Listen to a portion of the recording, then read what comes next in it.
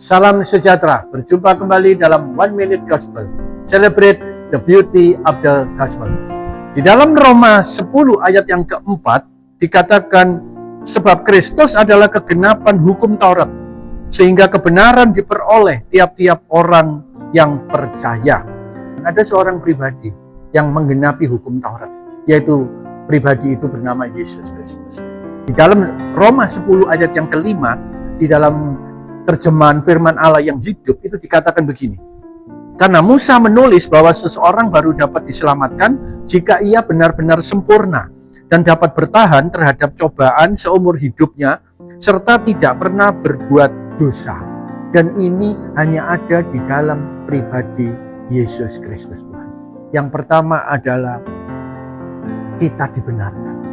Kebenaran yang diperoleh oleh setiap orang percaya itu bukan karena kita benar, tapi karena ada pribadi Yesus yang sudah membuat kita benar, yang membenarkan kita. Dengan dia rela menebus dosa kita, mati di kayu salib, sehingga hari ini kegenapan dari hukum Taurat itu tergenapi oleh kematian Yesus. Itu yang pertama. Jadi kita tidak lagi merasa benar, tapi kalau hari ini ada, karena kita sudah dibenarkan Allah.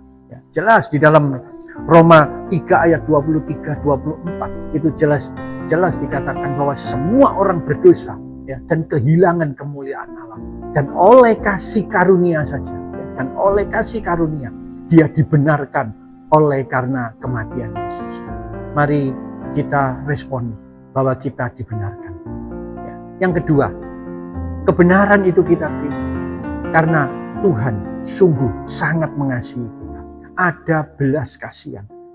1 Petrus 2 ayat yang ke-10 dikatakan, dahulu kita bukan umatnya, tapi sekarang telah menjadi umatnya. Dahulu kita tidak dikasihani, tapi sekarang kita memperoleh belas kasihan Tuhan. Mari kita responi dua hal ini. Kalau hari ini kita ada, itu karena kegenapan. Ada pribadi Yesus yang menggenapi, yang menyempurnakan hukum Tuhan. Dengan dia menebus segala dosa kita, sehingga hari ini kita dibenarkan. Dan hari ini kita memperoleh kasih karunia, memperoleh belas kasihan, ya, yang dahulu tidak dikasihani, hari ini dikasihani. Dan kembali saudara, ketika kita menerima pembenaran, ketika kita menerima belas kasihan, mari kita lanjutkan kepada sesama kita.